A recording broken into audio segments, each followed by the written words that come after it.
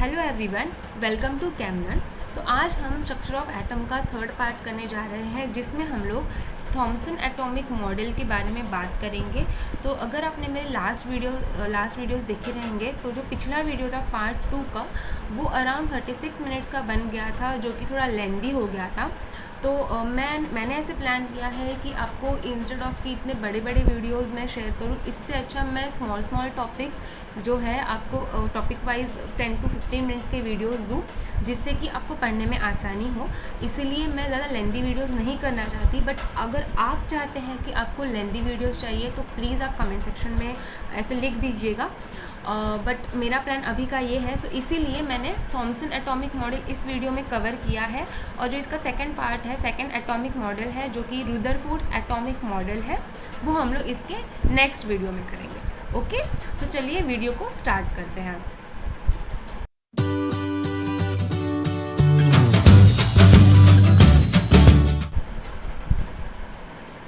हम लोगों को ऑलरेडी पता है कि ये 3 part ancient views on atom, सब एटॉमिक पार्टिकल्स और डाल्टन एटॉमिक थ्योरी ख़त्म हो चुका है। तो आज स्टार्ट करते हैं एटॉमिक मॉडल से। लेकिन उसके पहले मैं आपका एक छोटा सा रिवीजन कराने वाली हूँ। रिवीजन कराने के पीछे मोटिव ये है कि ये जो चैप्टर है उसके एंड में जो क्वेश्चंस दिए हुए हैं, मैं वो भी आपके कवर करने वाली हूँ। ठीक है, तो हम लोग प्रॉपरली चलेंगे स्टेप बाय स्टेप। और जैसे ही पिछला वीडियो में आपको पता है हम लोगों ने इलेक्ट्रॉन, प्रोटॉन, न्यूट्रॉन देखे हुए थे, तो उसके बारे में हम लोग थोड़ा सा रिवाइज करेंगे। अब देखिए, ये फर्स्ट डायग्राम आपको दिख रहा है। ये फर्स्ट डायग्राम मैंने लास्ट वीडियो में शो नहीं किया था। ओके, मैंने आपको शो नहीं किया था ये डायग्राम जो बुक में दिया हुआ है, बट मैंने इसको ड्रॉ करके आपको दिखाया था। अगर आपको याद होगा, अगर आपने नहीं वीडियो देखी है तो ज़रूर देख लीजिएगा उसको। तो उसमें मैंने आपको शो किया था किस तरीके से आप डायग्राम को ड्रॉ कर सकते हैं ईजी वे में। ये भी डायग्राम सही है, ईजी है, इतना कोई डिफ़िकल्ट नहीं है। लेकिन फिर भी अगर आप चाहते हो कि आपको डायग्राम ड्रॉ करना है तो आप उस तरीके से भी डायग्राम ड्रॉ कर सकते हैं जो मैंने तरीका बताया है। अब इस केस में क्या है ना, अब देखिए, मैंने जो डायग्राम बताया था और बुक में भी वो डायग्राम दिया हुआ है कि कैथोड रेज जो होती है वो कैथोड से एनोड की तरफ जाती है, करेक्ट। और सिर्फ जाती ही नहीं है उसकी तरफ, वो इसको पेनिट्रेट करके यहाँ पर भी इस ग्लास के ऊपर आपको ये दिख रहा होगा, ये बहुत इस तरीके से थोड़ा डार्क भी दिखाया हुआ है, इन्होंने ऑलरेडी डार्क दिखाया हुआ है यहाँ पर। तो ये जो पार्ट है ये शो कर रहा है कि कैथोड रेज जो आई है वो यहाँ पर जाके स्ट्राइक हुई है। ओके, नाउ इस पर्टिकुलर डायग्राम में क्या दिया हुआ है कि ये जो डायग्राम है ये डिफ्लेक्शन शो कर रहा है। क्या शो कर रहा है? डिफ्लेक्शन शो कर रहा है इलेक्ट्रिक फील्ड का। ठीक है, इसका मतलब अगर इलेक्ट्रिक फील्ड अगर हम लोग अप्लाई करते हैं, ये मैंने आपको इलेक्ट्रिक फील्ड के बारे में भी बताया था पिछले वीडियो में और मैग्नेटिक फील्ड के बारे में भी बताया था। ठीक है ना, तो अगर आप मैग्नेटिक फील्ड भी अप्लाई करते हैं या इलेक्ट्रिक फील्ड भी अप्लाई करते हैं, तो दोनों ही केसेस में क्या होता है, ये जो रेज होती है जो स्ट्रेट लाइन में जाएगी। ठीक है, जब आप ये दोनों अप्लाई नहीं करेंगे तब ये स्ट्रेट लाइन में जाएगी। लेकिन अगर आप अलग से कोई भी इलेक्ट्रिक फील्ड अप्लाई करेंगे या मैग्नेटिक फील्ड अप्लाई करेंगे इस तरीके से, तो क्या होगा, ये जो रेज है इनका जो पाथ है ना, पहले स्ट्रेट जा रही थी, तो इनका जो पाथ है वो क्या हो जाएगा, चेंज हो जाएगा। ठीक है, तो अब यहाँ पर पॉजिटिव पोल दिख रहा है आपको इलेक्ट्रिक फील्ड का। तो यहाँ से यहाँ ये क्यों जा रही है, क्योंकि कैथोड हमें पता है कौन सा चार्ज होता है, नेगेटिव चार्ज होता है, यहाँ पर भी दिया हुआ है। ठीक है, कैथोड जो होता है वो नेगेटिवली चार्ज होता है, और इसीलिए जो ये कैथोड रेज होती है वो भी क्या होती है, नेगेटिवली चार्ज होती है। और इसी कैथोड रेज में कौन से पार्टिकल्स होते हैं, हमने क्या देखा था पिछली बार, हमने देखा हुआ है कि इन्हीं कैथोड रेज में इलेक्ट्रॉन्स होते हैं, है ना, इलेक्ट्रॉन्स होते हैं, ये पार्टिकल होते हैं। ठीक है, अगर आपको और एक चीज़ सबसे पहले याद होगी कि मैंने आपको ये भी बताया था कि इसमें बहुत 2 मेजर जो साइंटिस्ट हैं उनके भी नाम आते हैं, जिसमें फर्स्ट नाम आता है हमारे विलियम क्रूक्स का, है ना, विलियम क्रूक्स, आपको 100% याद होगा, विलियम क्रूक्स का। And the second name was J.J. Thomson, and the second name was J.J. Thomson. It means what? William crooks ने क्या किया था, कैथोड रेज का डिस्कवरी किया था। आपको याद होगा, मैंने बताया था ये बात। तो विलियम क्रूक्स ने कैथोड रेज का डिस्कवरी किया था और जे थॉमसन ने इन्हीं कैथोड रेज के अंदर इलेक्ट्रॉन्स प्रेजेंट हो सकते हैं ये एक्सपेरिमेंटली प्रूव किया। अंडरस्टूड? तो ये हो गया हमारा फर्स्ट डायग्राम जिसमें हम लोग कैथोड रेज के बारे में, कैथोड रेज के डिफ्लेक्शन के बारे में और कैथोड रेज के बारे में और इलेक्ट्रॉन के बारे में पढ़ लिए थे ना। अब आते हैं हमारे सेकंड डायग्राम में। तो सेकंड डायग्राम तो मैंने ये आपको शो किया था वीडियो में भी कि जैसे कि सबसे इम्पॉर्टेंट यहाँ पर चीज़ है वो है परफोरेटेड कैथोड। ये जो परफोरेटेड कैथोड है वो बहुत ही इम्पॉर्टेंट चीज़ है समझना कि एनोड रेज इतने ज़्यादा पावरफुल नहीं होते कि वो किसी मेटल प्लेट को पेनिट्रेट करके निकल जाए। जिस तरीके से देखिए कैथोड है ना, तो कैथोड रेज कैसे पास करके जा रहे थे, ये प्लेट यहाँ पे रखा हुआ है लेकिन तो भी ये जा रहे थे। ठीक है, आई होप आपको दिख रहा होगा। मैं थोड़ा सा इसको थोड़ी देर के लिए कुछ लिखूँगी नहीं, मैं आपको ये शो करूँगी इस तरीके से। ठीक है, तो यहाँ पर ये प्लेट होने के बावजूद भी what was happening, it was passing, it was penetrating through this plate. Okay, but here in this case when there is a perforated cathode, यहाँ पर होल्स हमने बनाए हुए हैं, इसलिए इसी को परफोरेशन बोलते हैं। ठीक है, कि यहाँ पर आपने गैप्स दिए हुए हैं सो दैट कि ये जो कैथोड, ये जो एनोड रेज यहाँ से आएंगी तो ये यहाँ से पास हो जाए। ठीक है, और हमें पता चले कि हाँ कि ये पॉजिटिव रेज है, ये एनोड रेज है।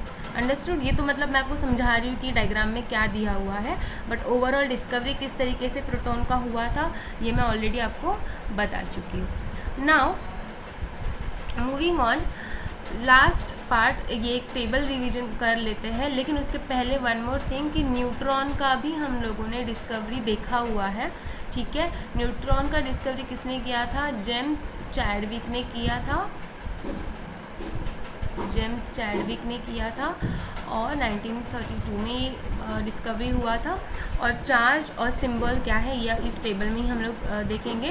तो जैसे कि आप यहाँ पे देख सकते हैं कि इलेक्ट्रॉन, अब देखिए किस तरीके से लिखा है, ई यहाँ पर सबस्क्रिप्ट जो सुपरस्क्रिप्ट है वो 0 है और सबस्क्रिप्ट जो है वो -1 है। तो ये बेसिकली क्या शो करता है बताइए? 0 है, क्या शो करेगा? ये -1 है, क्या शो करेगा? आपने तो पढ़ा है कि इलेक्ट्रॉन क्या होते हैं, प्रॉपर्टीज़ आप पढ़ चुके हैं। ठीक है, तो देखिए -1 जो है वो क्या है? -1 यहाँ पर चार्ज शो कर रहा है ना। हमने अभी देखा था कि इलेक्ट्रॉन के ऊपर कौन सा चार्ज होता है? नेगेटिव चार्ज होता है। और 0 क्या शो कर रहा है? 0 यहाँ पर मास शो कर रहा है। अगर आपको याद होगा पिछले बार मैंने एग्जाम्पल दिया था कि अगर कोई छोटा मतलब पतला सा आदमी है और थोड़ा मोटा सा आदमी है, तो इन दोनों के बीच में अगर रेस लगाएंगे आप तो कौन जीतेगा? ऑफकोर्स ये वाला जीतेगा, क्योंकि इसका वेट कम है। तो इसीलिए तो इलेक्ट्रॉन बहुत तेज़ी से भाग रहा था, है ना। इसीलिए वो तो कैथोड रेज बहुत तेज़ी से भाग रहे थे। क्यों? क्योंकि उनका मास निग्लिजिबल होता है, कम होता है बहुत। ओके, उसी तरीके से अगर आप इधर बात करेंगे प्रोटॉन के केस में, तो प्रोटॉन के केस में भी यही सेम चीज़ अप्लाई होती है। यहाँ पर इसका लिखा हुआ है चार्ज, दैट इज़ +1 चार्ज, हमें पता है, और मास इसको 1 यूनिट के बराबर इसका माना जाता है। और न्यूट्रॉन के केस में 0 मतलब नो चार्ज, कोई चार्ज नहीं होता, और इसका भी जो मास होता है वो 1 यूनिट के बराबर होता है। तो ये तो जनरली है, लेकिन मोस्ट ऑफ द टाइम्स ना हम लोग ये वाला पार्ट यूज़ करते हैं लिखने के लिए या रिप्रेजेंट करने के लिए इलेक्ट्रॉन, प्रोटॉन और न्यूट्रॉन को। तो इलेक्ट्रॉन के लिए क्या होता है? E minus P plus and N के लिए कुछ भी नहीं, ओनली स्मॉल n। अंडरस्टूड? तो ये बहुत इजी तरीका है समझने का और याद करने का। तो आप अगर लिखना चाहो तो इस तरीके से भी लिख सकते हो और इसको जस्ट याद रख सकते हैं कि किस तरीके से लिखते हैं। चार्ज की अगर बात करें तो देखिए इतना कूलोमिक चार्ज होता है, -1 यूनिट इसके ऊपर, +1 इसके ऊपर और 0 यूनिट इसके ऊपर। एटॉमिक मास अगर बात करें तो ग्राम्स में इलेक्ट्रॉन्स का होता है 9.1 × 10⁻²8, प्रोटॉन का 1.6 × 10⁻24 ग्राम्स, और न्यूट्रॉन का भी same as that of proton. Okay, तो ये रिवीजन का पार्ट रहा। तो आपको अगर कोई भी डाउट आता है तो आप कमेंट में ज़रूर लिखिए। तो आज के टॉपिक के साथ हम लोग स्टार्ट करते हैं। ओके, तो यहाँ पर आप देख पा रहे हैं, यहाँ पे Thompson model of an atom बनाया हुआ है। ठीक है, तो अब देखिए सबसे पहली चीज़ समझिए कि ये मॉडल्स कहाँ से अचानक आ गए। हम लोग एटॉमिक मॉडल्स क्यों पढ़ रहे हैं, तो देखिए आपने अभी अभी देखा है कि इलेक्ट्रॉन्स, प्रोटॉन्स की और न्यूट्रॉन्स की डिस्कवरी तो हम कर चुके हैं ना, हम लोग पिछले लेक्चर में भी कर चुके और रिवीजन में भी कर चुके। तो अब यहाँ पर इलेक्ट्रॉन, प्रोटॉन, न्यूट्रॉन हम ये तो बोल रहे हैं कि ये एटम में प्रेजेंट होते हैं। ठीक है, ये यहाँ तक हमें पता चल गया, लेकिन एटम में इसका अरेंजमेंट है ना, इसका अरेंजमेंट किस तरीके से होता है। जस्ट मैंने बोल दिया कि यहाँ पर एटम है और उसमें इलेक्ट्रॉन, प्रोटॉन, न्यूट्रॉन है, लेकिन अरेंजमेंट कैसे पता चलेगा। जैसे कि समझिए अगर आप कहीं भी अगर हिल स्टेशन जाते हैं या कहीं भी घूमने जाते हैं, किसी मॉल में भी अगर आप जाते हैं तो आपको पता है मॉल में भी अगर आप जाएंगे, बहुत बड़ा अगर मॉल होगा ना, तो उसमें भी मैप्स लगे होते हैं बीच बीच में, मतलब उस मैप्स इन द सेंस कि उसमें बताया हुआ होता है कि मॉल में ये दुकान यहाँ पर है, ये शॉप यहाँ पर है, ये शॉप यहाँ पर है, इस तरीके से। तो इसकी ज़रूरत क्यों है, क्योंकि मॉल इतना बड़ा है, हमें पता कैसे चलेगा कि किस तरीके से कौन सा शॉप कहाँ है। तो अरेंजमेंट पता होना बहुत ज़रूरी है एग्जैक्टली कि किस तरीके से एटम में भी न्यूट्रॉन, प्रोटॉन और इलेक्ट्रॉन्स होते हैं। ठीक है, तो इसी अरेंजमेंट को समझने के लिए साइंटिस्ट जो थे उन्होंने अपने अपने एटॉमिक मॉडल्स देना स्टार्ट किए। एटॉमिक मॉडल्स मतलब क्या, वो जस्ट प्रेडिक्ट कर रहे थे कि उन्होंने अपने प्रेडिक्शंस दिए कि किस तरीके से इसका अरेंजमेंट हो सकता है। तो जब एटॉमिक मॉडल का जो प्रेडिक्शन स्टार्ट हुआ तो सबसे पहले जो नाम आता है वो है थॉमसन का, है ना। तो थॉमसन मॉडल जो होता है, तो आप बोलेंगे कि यार क्या मैम ये यही थॉमसन है जो जे थॉमसन है, तो यस वही थॉमसन। तो उन्होंने क्या बोला कि आप ये डायग्राम देख पा रहे हैं, तो उन्होंने क्या बोला है कि एटॉमिक मॉडल इस तरीके से हो सकता है कि इसमें, और तभी अब देखिए मैंने आपको पिछली बार भी बोला था कि न्यूट्रॉन का जो डिस्कवरी है वो बाद में हुआ था, तो लेकिन मैंने आपको पहले ही पढ़ा दिया क्योंकि वो फ्लो में आपको समझ में आ जाए कि इलेक्ट्रॉन, प्रोटॉन, न्यूट्रॉन किस तरीके से है। तो यहाँ पर जब ये एटॉमिक मॉडल दिया गया था थॉमसन का, तब न्यूट्रॉन के बारे में कुछ भी आता पता नहीं था। ठीक है, तो इसीलिए उन्होंने सिर्फ इलेक्ट्रॉन और प्रोटॉन का ही अरेंजमेंट इसमें बताया हुआ है। ठीक है, तो हम लोग स्टार्ट करते हैं अभी। तो इन्होंने क्या बोला कि ये जो हमारा एटम है वो किस तरीके से होगा, ये एक पॉजिटिव स्फीयर से बना होगा। ठीक है, मतलब जो प्रोटॉन्स है, जो पॉजिटिवली चार्ज जो पार्टिकल्स है, वो ऑल ओवर दी स्फीयर यहाँ पर रहेंगे, और जो इलेक्ट्रॉन्स है वो क्या होगा, इलेक्ट्रॉन्स है वो इसी पॉजिटिव स्फीयर के बीच में एम्बेडेड रहेंगे। ठीक है, एम्बेडेड रहेंगे इस तरीके से, जैसे कि देखिए। ठीक है, तो ये तो मैंने जनरल डायग्राम बनाया, लेकिन इस डायग्राम में अगर आप देख सकते हो तो ये जो पूरा वाइट पार्ट आपको दिख रहा है वो क्या है, पॉजिटिव स्फीयर। ये पूरा पॉजिटिव चार्ज से भरा हुआ है, और ये जो इलेक्ट्रॉन्स है वो क्या है, इसके अंदर एम्बेडेड है। ठीक है, एम्बेडेड है, अंडरस्टूड। तो ये जो मॉडल है इन्होंने क्या किया था, कंपेयर किया था किससे, प्लम पुडिंग से। किससे कंपेयर किया था, प्लम पुडिंग से। तो जैसे कि आप यहाँ पर भी देख पा रहे हैं कि यहाँ पे एक पिक्चर में यहाँ पे शो किया हुआ है, तो आप ये अगर पार्ट देखें तो यहाँ पर आप समझिए कि ये पूरा पॉजिटिवली चार्ज है। ठीक है, ये जो प्लम पुडिंग है इसका जो ये पार्ट है, प्लम पुडिंग का मीनिंग आप समझिए नॉर्मल सूजी का कोई भी हलवा जो होता है उसी तरीके से आप समझ सकते हो। तो ये भी आप समझिए कि सूजी का हलवा है जिसमें बादाम लगाए हुए हैं। तो ये जो सूजी का हलवा है इसका जो ये पार्ट है वो सारा क्या है, पॉजिटिव है, ये सारा पॉजिटिवली चार्ज है। ठीक है, और अगर हम बात करें इसके इलेक्ट्रॉन्स की, तो ये जो इलेक्ट्रॉन्स है वो क्या है, ये बादाम है। ठीक है, ये इलेक्ट्रॉन जो ये बादाम है, समझ में आ रहा है। तो इसी तरीके से ये जो थॉमसन का मॉडल था वो उन्होंने दिया था, जिसका नाम उन्होंने रखा था क्या, प्लम पुडिंग मॉडल। बट इसके साथ मैं आपको एक और चीज़ बताना चाहती हूँ जो आपके सेलिना में नहीं दी हुई है, लेकिन आपको ये पता होगी तो बहुत अच्छा हो जाएगा, मतलब आपको पता रहेगा तो ये आपके लिए एक एक्स्ट्रा एडवांटेज हो जाएगा एग्ज़ाम में भी।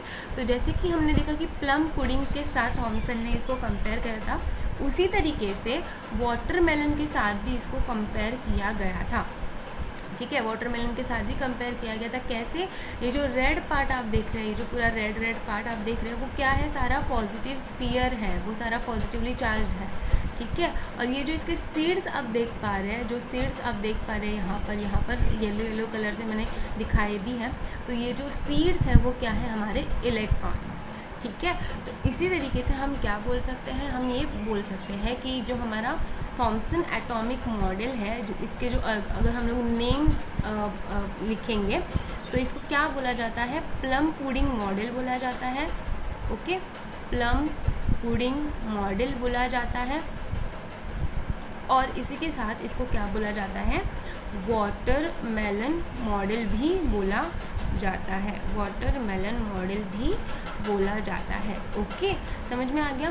तो ये था हमारा थॉमसन का एटॉमिक मॉडल, जिसमें और कुछ भी ज़्यादा बड़ी चीज़ें नहीं है। अगर आप अपने सेलेना के टेक्स्ट बुक में भी देखेंगे तो बहुत कम पार्ट इसका दिया हुआ है। लेकिन इसका मेजर थिंग ये है कि आप पूछ सकते हैं कि लेकिन मैम अभी तो इलेक्ट्रॉन, प्रोटॉन, न्यूट्रॉन इस तरीके से नहीं हमें दिखते हैं, करेक्ट। तो इसीलिए क्योंकि ये जो एटॉमिक मॉडल था वो क्या हुआ था? सबसे पहले तो ये फेल हो गया था। फेल क्यों हुआ था? क्योंकि बहुत सारे एटम के बारे में जो एक्सपेरिमेंटल एविडेंसेस या ऑब्जर्वेशंस होती है, ठीक है, एक्सपेरिमेंटल जो हमारे ऑब्जर्वेशंस होते हैं वो उसको नहीं सेटिस्फाई कर रहा था, ठीक है, वो उसको सेटिस्फाई नहीं कर रहा था। इसी की वजह से क्या हुआ? ये जो एटॉमिक मॉडल है वो ज़्यादा नहीं आगे चला और ये फेल हो गया। अंडरस्टूड? समझ में आ रही है बात? तो थॉमसन एटॉमिक मॉडल में बस आपको यही पता होना चाहिए कि सबसे पहले तो इसकी डिस्कवरी की किसने है, या तो ये एटॉमिक मॉडल दिया किसने है। तो नाम आना चाहिए जे थॉमसन का, ठीक है। मैं आपको बताती हूँ एग्जैक्टली कौन से पॉइंट्स आपको इस केस में थॉमसन एटॉमिक मॉडल में पता होने चाहिए। तो जैसे कि अगर आप देखेंगे थॉमसन्स एटॉमिक मॉडल, अगर आपको क्वेश्चंस आए इस तरीके से, आपको क्वेश्चन यहाँ पर ये जो पॉइंट है उसमें 2 to 3 मार्क्स के क्वेश्चंस आपको देखने को मिल सकते हैं। ज़्यादा नहीं मिलेगा, 2 to 3 मार्क्स बहुत 3 मार्क्स में मैं ज़्यादा बोल भी हो सकता है कि 2 मार्क्स के लिए ही आए, लेकिन 2 to 3 मिनिमम आ सकता है थॉमसन एटॉमिक मॉडल पे क्वेश्चन। उसमें आपको लिखना क्या है? सबसे पहले यही चीज़ लिखना है। अगर आपको ये पूछा गया explain plum pudding model, okay, explain plum pudding model, तो सबसे पहले पॉइंट में आपके पास साइंटिस्ट का नाम आना चाहिए जो कि है थॉमसन, है ना, जे थॉमसन। ये आपका फर्स्ट पॉइंट होगा अगर आपको प्लम पुडिंग मॉडल के बारे में पूछा गया, ठीक है। लेकिन अगर आपको थॉमसन एटॉमिक मॉडल एक्सप्लेन करने के लिए पूछा गया तो भी आप ये बोल सकते हो कि इन्होंने थॉमसन एटॉमिक मॉडल जो दिया था it was based on plum pudding model, it was based on plum pudding model, है ना। After that what you have to do in the second part, that is you have to draw the diagram. अगर आप diagram draw करते हो तो examiner को या आपके जो टीचर्स हैं उनको अपने आप पता चल जाएगा कि आपको कॉन्सेप्ट क्लियर है, ओके। तो आपको डायग्राम ड्रॉ करना है इस तरीके से, पॉजिटिव चार्ज स्फीयर दिखा के इस तरीके से नेगेटिवली चार्ज इलेक्ट्रॉन्स आप दिखा सकते हो, और बाद में आप उसको नेमिंग भी कर लेना, दैट इज़ ये इलेक्ट्रॉन्स होते हैं और ये पॉजिटिवली चार्ज्ड स्फीयर है, पॉजिटिवली चार्ज्ड स्फीयर, ठीक है। ये इसका सेकंड पॉइंट होगा। थर्ड पॉइंट इसका क्या होगा? इसका नाम, है ना। मैंने आपको 2 नाम बताए, एक तो प्लम पुडिंग मॉडल इसका एक नाम है और दूसरा नाम मैंने आपको क्या बताया? वाटरमेलन मॉडल, ठीक है। ये इसका थर्ड पॉइंट हो गया। एंड फोर्थ पॉइंट में आप ये लिख सकते हैं कि ये जो थ्योरी थी वो क्या हो गई थी? फेल हो गई थी। क्यों? बिकॉज ये एक्सपेरिमेंटल ऑब्जर्वेशंस को ओबे या सेटिस्फाई नहीं कर रही थी। एटम के जो एक्सपेरिमेंटल एविडेंसेस या ऑब्जर्वेशंस थे उसको ये सेटिस्फाई नहीं कर रही थी, इसलिए ये क्या हो गई?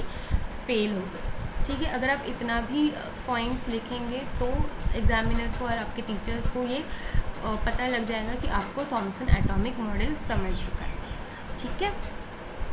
तो वीडियो को यहीं पे स्टॉप करते हैं। ये सारे टॉपिक्स हम लोग कवर कर चुके हैं। अगर जैसे कि आप चैनल पे अगर नए हैं तो आप प्लीज़ चैनल को सब्सक्राइब कर दीजिएगा, वीडियो को लाइक भी कर दीजिए, शेयर भी कर दीजिए आपके फ्रेंड्स के साथ। और जो प्रीवियस वीडियोज़ है जिसमें देखिए, अगर मैं इस पार्ट की बात करूँ, ये डाल्टन्स एटॉमिक थ्योरी तक का जो पार्ट है वो पार्ट आपको पार्ट 1 जो वीडियो है उसमें मिल जाएगा। डिस्कवरीज जो है वो आपको पार्ट 2 में मिल जाएंगी। और थॉमसन एटॉमिक मॉडल तो आपने यहीं पे यहीं पे किया है आज। तो पार्ट 3 का ही ना सेकेंड पार्ट, मतलब आप समझिए कि ये पार्ट 3 का ही फर्स्ट पार्ट था और अभी पार्ट 3 का सेकेंड सब पार्ट आप समझिए, जिसमें मैं आपको रुदरफोर्ड के मॉडल के बारे में समझाने वाली हूँ। तो वो वीडियो भी बहुत जल्दी ही आ जाएगा। ओके, तो अगेन मैं बताऊँगी कि चैनल को सब्सक्राइब करके वीडियो को शेयर करिए और आपके कुछ भी डाउट्स हो तो कमेंट सेक्शन में ज़रूर लिखिएगा। Thank you so much.